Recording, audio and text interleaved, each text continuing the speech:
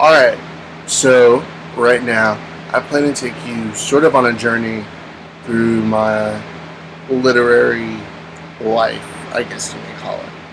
So, we'll start off with kindergarten to 5th grade. I know that the assignment said to start between 5th through 12 and that type of experience, but I feel like this is where it starts for me. So, K through 5 is very important because the only books that I was able to read were the ones that were given to us in class. So, books like The Giving Tree or Corduroy or The Rainbow Fish. Those were all books that I was able to read in the elementary school setting. I was not read to as a child. We had not much money. We really didn't live in the best places of the town, and there was just no way for me to really get that experience of reading.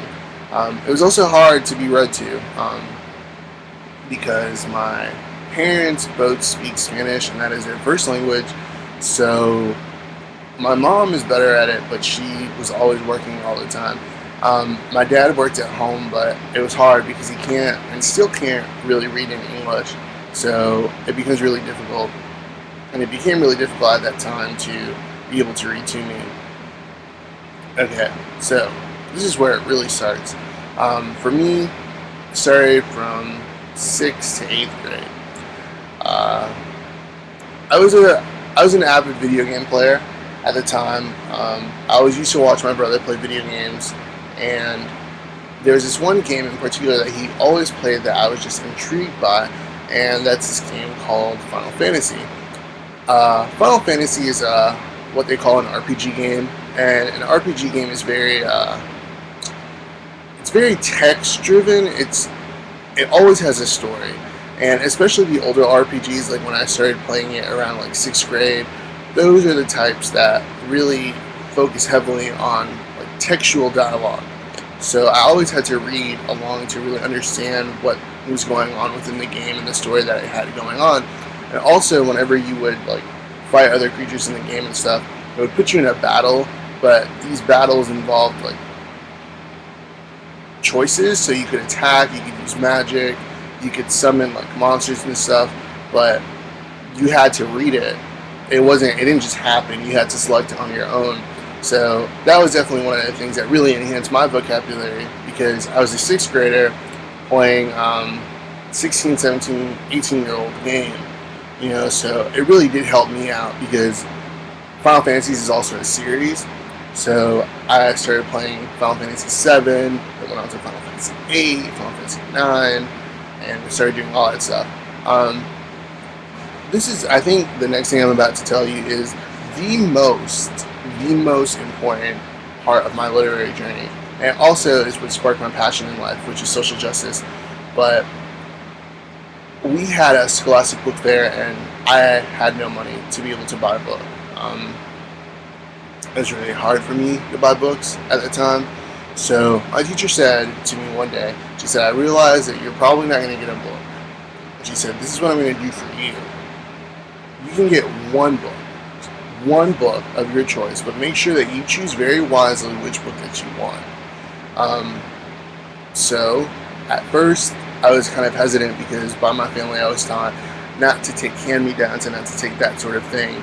So when I went ahead and did that and accepted the offer, I went, and I still have my original copy. I don't know where the cover is, but it's called Define Normal, and this is the first, like one of the first books that really like sparked my interest for reading. It deals with issues of like social justice and stereotypes and just prejudice upon people, and so I was very intrigued. Not only was it something appealing to read, but it was also something very literary. So I decided to go ahead and get it. 9th through 12th grade, I went through sort of like what I call my geek phase. So during that time, I read a lot of Japanese comic books. They're called mangas, and I was watching Korean soap operas. that really required me to read the subtitles, and those were very influential to me because those are really what I spent most of my time reading. I read other books, but I really wasn't intrigued by the stuff that I was reading in school. I read this one book called Rebecca, and Rebecca was probably one of the best books I read, but I really didn't get to that until senior year. So a lot of the books that I had read, like Things Fall Apart,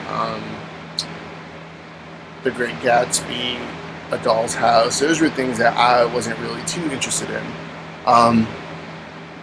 Now, I have no free time to read. I'm an English major, especially with Jeannie giving us these one book a week things. I definitely don't have time to read.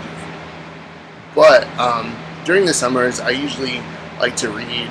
I didn't get to read a lot of classics when I was in high school, so I spent a lot of time doing that during the summer. I read Dante's Inferno one summer and really, really enjoyed it. I read Pride and Prejudice another summer, and it was the most terrible thing I've ever read.